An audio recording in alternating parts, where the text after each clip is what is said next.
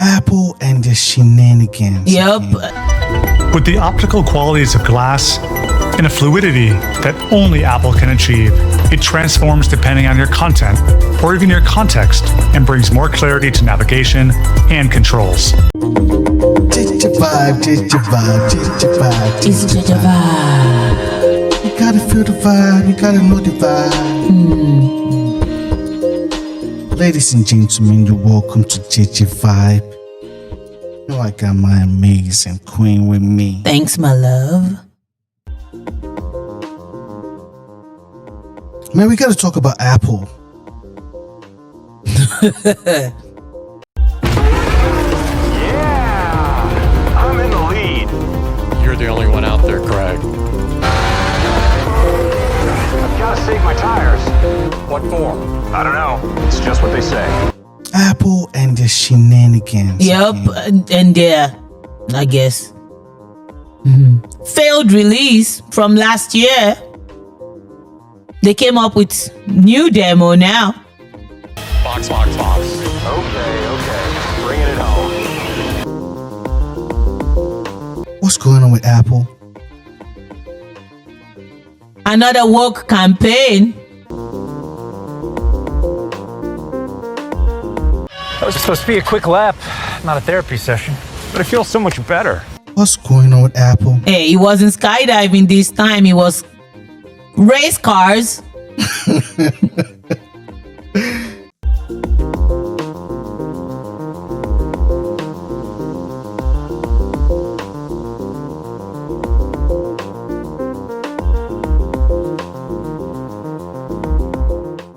Like, so you did all that.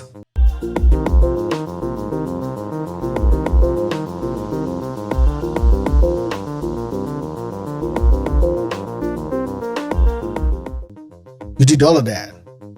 Okay, all of that. We have so much to cover today. I'm going to start with two things that are foundational to our platforms. First is Apple Intelligence. Okay, all of that. All Why of that. spend so much money on campaign whereby you could put that same effort into building actual product? It's clear that Apple may be starting to overripen. Nothing underscores this more than Apple Intelligence, announced last June. It was Apple's take on AI, and a year later, it's still mostly vaporware, and the company was still talking about it in WWDC in June of 2025, like nothing had happened. Apple Intelligence was so bad that there's multiple class action lawsuits against the company for false advertising. You can't just promise something, sell phones based on that thing, and not deliver. That's illegal. The lawsuit states, quote, Apple's advertisements cultivated a clear and reasonable consumer expectation that these transformative features would be available upon the iPhone's release.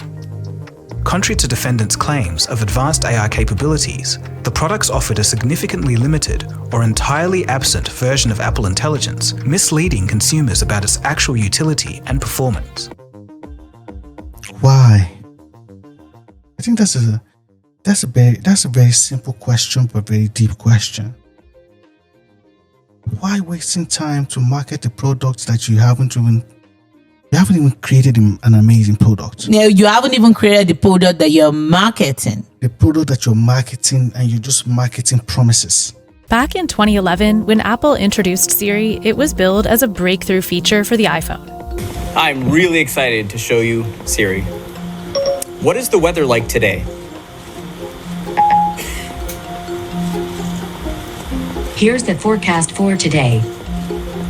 It is that easy.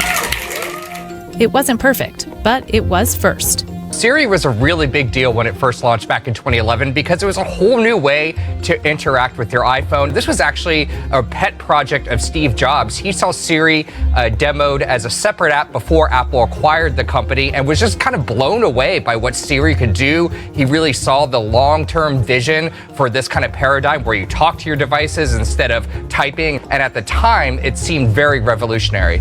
But 15 years after it launched, the voice assistant still mishears things, misses context, and now the rollout of a new and improved Siri has been delayed. And last year, the tech giant introduced Apple Intelligence, but critics say Apple has not evolved to meet the new AI standards set by OpenAI's ChatGPT, Google's Gemini, or Amazon's Alexa. If you look at everything they announced in WWDC last year, a lot of that hasn't come to fruition. They've hit a lot of speed bumps. Since the November 2022 release of ChatGPT, generative AI has taken off. Tech giants like Microsoft and Google have centered their strategies around large language models, LLMs, from search to productivity. But some say Apple has fallen behind. You had ChatGPT, you had Anthropic's Claude, and so many other of these artificial intelligence products coming out there outside of Apple's ecosystem, and Apple still hasn't been able to catch up. Why spend money on promises that never gets fulfilled? What is the direction of Apple? Nothing but branding. We're excited to announce our broadest design update ever. Our goal is a beautiful new design that brings joy and delight to every user experience. Branding, the iPhone, the structure, whatever, is now liquid glass that they are presenting to you. We have the opportunity to lay the foundation for the next chapter of our software. To achieve this, we began by rethinking the fundamental elements that make up our software. And it starts with an entirely new expressive material we call liquid glass. How can you change a solid icon color to translucent for the icons and the widgets, and you're now telling me or trying to sell it to me as a form of liquid glass? Like, what the hell? Really? Insulting. Insult upon insult. Hey, didn't Windows Vistas have something like that in the past? Simple. They never called it liquid glass. So Apple just had their WWDC event, and their groundbreaking innovation is the liquid glass design. It's literally just Windows Vista Aero glass from 2006. This entire keynote was a masterclass in how to announce absolutely nothing interesting for 2 hours. They talked about floating glass menus, lock screens that match wallpapers, and renaming their OS versions to match the year. Now, Microsoft already moved on from this glassy look years ago because it was resource heavy and dated, but here's Apple acting like they just invented transparency and email shortcuts. While everyone else is pushing actual innovation like building AI agents, seamless AI integration, and revolutionary interfaces, Apple is out here reskinning iOS with effects from 2006. They're not just behind the curve, they're driving in reverse. This isn't revolutionary design, it's nostalgic regression with a premium price tag. The most exciting thing about this announcement was realizing how much better Windows Vista actually was for its time. At least Microsoft was being genuinely innovative back then. But hey, at least the marketing team earned their paychecks, making 20-year-old visual effects sound cutting edge. Simple templates. And this is what you're coming out to present as a product. Oh, this is what we're coming with.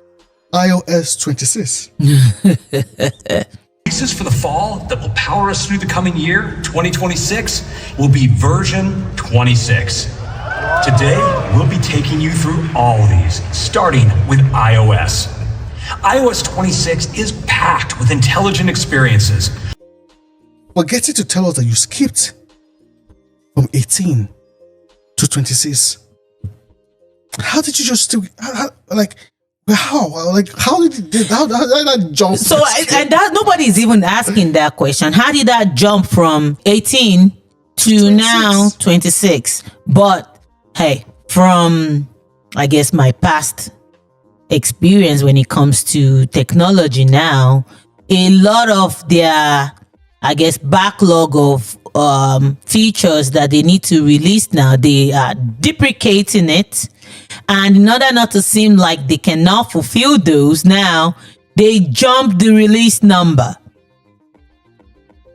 Okay, just forget about the things that we promised you, and this is what you should focus on right now. Liquid glass. Want to see something gorgeous? Later this year, all of your screens are getting glassier with this liquid, fluid vibe. Clearer, clearer, 3D-ish. It kind of feels more like you. Apple Intelligence is gone. There was never nothing about Apple Intelligence in the first place because they trying to just change the name from AI, the A in the AI, the Apple in the AI.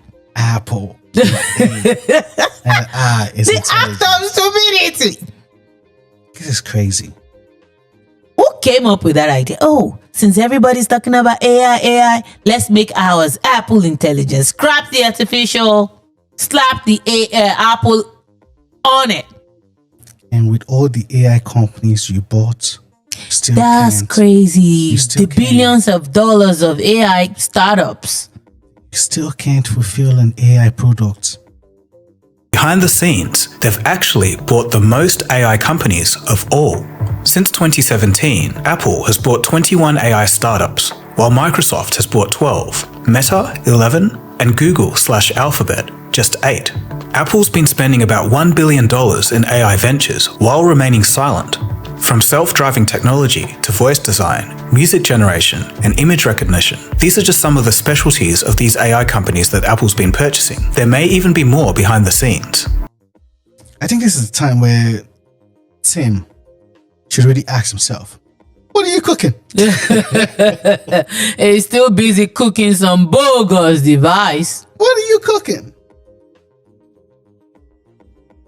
Like, man, what do you guys think about liquid glass? At some point, when I guess this tech giant gonna realize that most of these CEOs are becoming arcade now. Like, what are we calling for? We're celebrating features like templates, widgets, themes, child's play. Child's play. These are the things that we should be excited for when they go, oh, look at what we do on liquid glass. All of my train is liquid.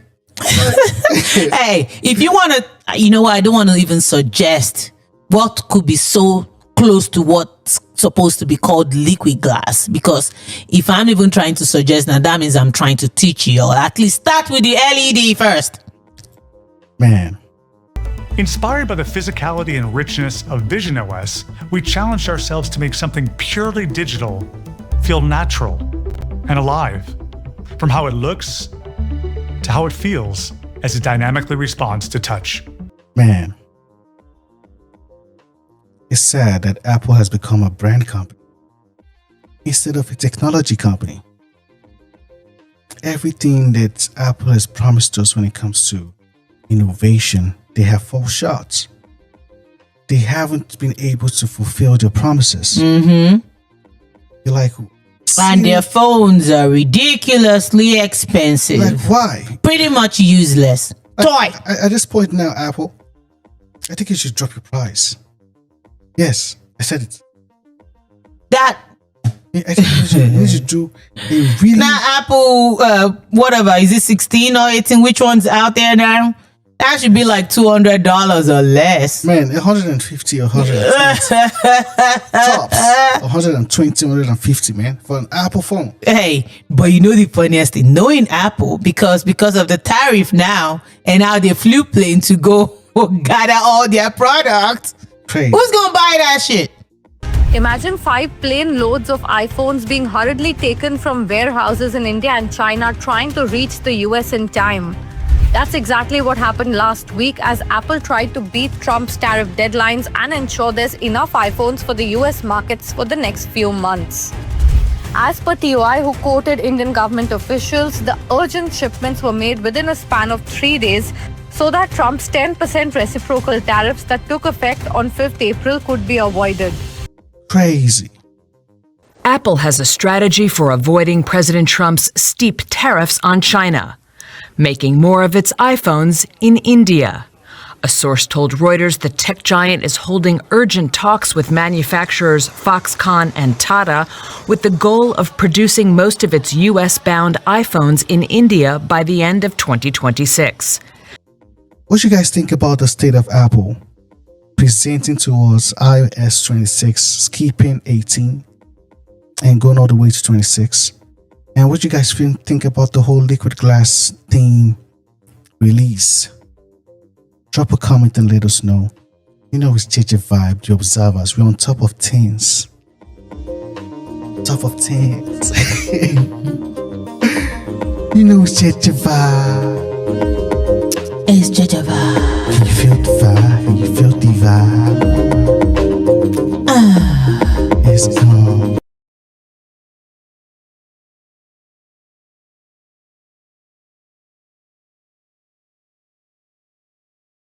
Apple has introduced a new design language for macOS 26 called Liquid Glass. And if you've ever used Windows Vista or Windows 7, it might look surprisingly familiar. Apple is calling it innovative, but honestly, this Liquid Glass design looks a lot like Microsoft's Aero Glass from 2006. I'm not just saying that as a Windows fan. If you compare the screenshots of macOS 26 with old images of Vista or Windows 7, you'll notice the same core idea: translucent, glassy effects that give the UI a soft and modern look. Back in the day, Microsoft described Vista's Aero Glass as having see-through windows, smooth gradients, and soft reflections. Sound familiar? Apple says Liquid Glass is a transparent and blurry material used across toolbars, sidebars, the dock, and even Control Center. Their press release even mentions that it reflects and refracts its surroundings, the exact kind of language Microsoft used for Aero almost 20 years ago. To see just how close they really are, I fired up Windows Vista again, and I've got to say, it still looks great. The interface doesn't feel like something from 2006. It was ahead of its time. The problem back then was performance. Vista was heavy on resources, had compatibility issues, and most PCs just couldn't handle it. Now, to be clear, I'm not accusing Apple of copying, but it's worth pointing out that a lot of what's being called new in 2025 has already been done before